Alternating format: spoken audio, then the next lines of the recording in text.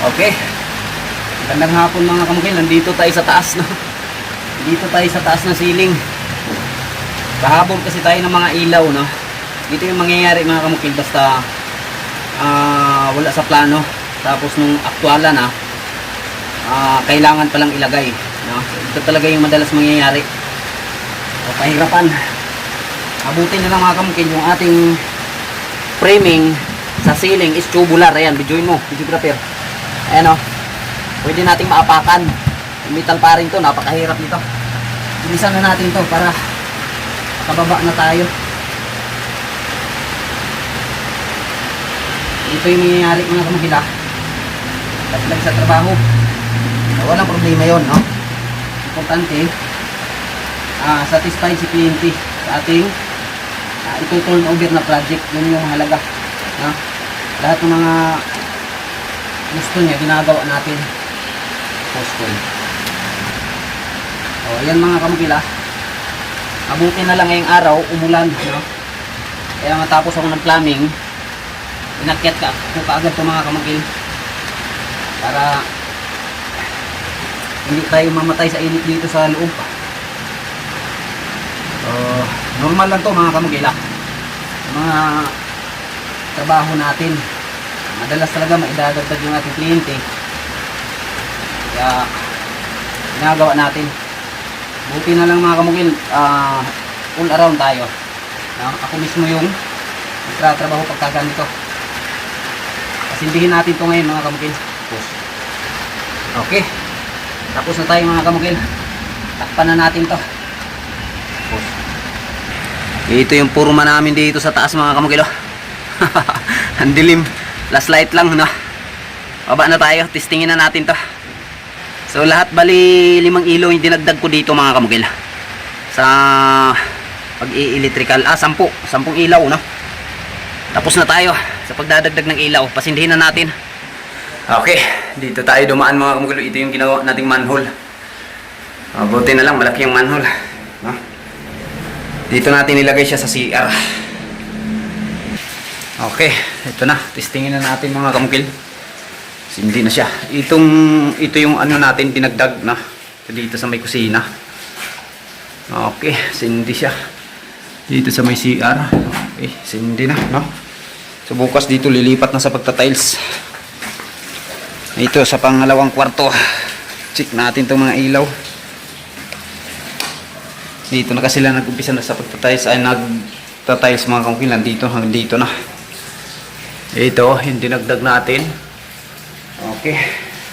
Sindi na. CR. Ito. Sindi na rin. Pagtatay sa CR, ito na lang yung wala sa flooring. So bukas, magdadala na ako ng tiles dito. No? Pang pooling natin sa CR. Ito yung pagtatiles dito. So bukas mayayari ito. So, bukas pala matatapos yung pagtatiles nitong mga tiles sa pinakakwarto. No? So, sa susunod na linggo, sa mga CR na naman, dito tayo sa pangatlong kwarto. Check natin yung mga ilaw. Okay, sindi na siya. Ito yung dinagdag natin kanina. Okay, sindi din. No? Dito sa may CR. Sindi din. So, ito kagaya nito, wala pang tiles yung wall sa CR, no? Ito yung dadalhan ko ng tiles na naman bukas. Pang CR yung dadalhin kong tiles bukas. Tapos dito sa pang-apat, ito pala pinasindi na. Sindi lahat mga kamukil. Ano? Sindi siya lahat pati doon. Yung mga kwarto na yun. So yung wala pang ilaw dito, ito pa lang mga kamukil. Pero natatapos na to sa pagta-tiles. Ito yung i-electricalan ko pa. So ang gagawin ko dito mga kamukil, gagawin ko yung electrical dito. Maka-flexible, maka-junction box. Tapos yung linyada sa ilaw, linyada sa switch, dito ko siya gagawin. Tapos iaakyat ko dun sa taas. May nakaabang na kasi mga utility nito. Tulad nito, sa switch to. Tapos yung switch dito para sa kusina. Ito siya, madilim na. Yan o. Tapos dito yung outlet niya, dalawa. Isa dito sa pinaka countertop. Ayan o. Madilim na talaga. Tapos isa dyan.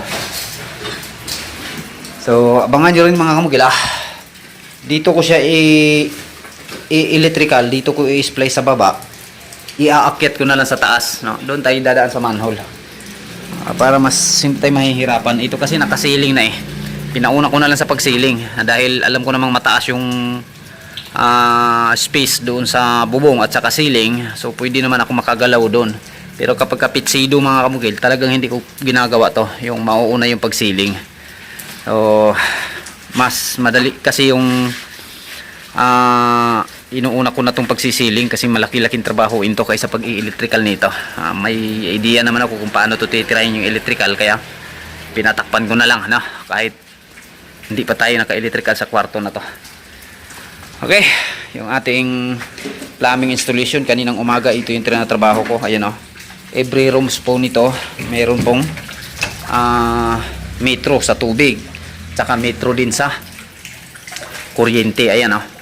May naka-usli na ng mga wire dyan. Bukas pakakat natin dyan para makalabas yung mahaba, kasi dito malalagay yung pinaka-metro nya, tulad nito mga kamukilo. So yan, dito makakabit yung metro.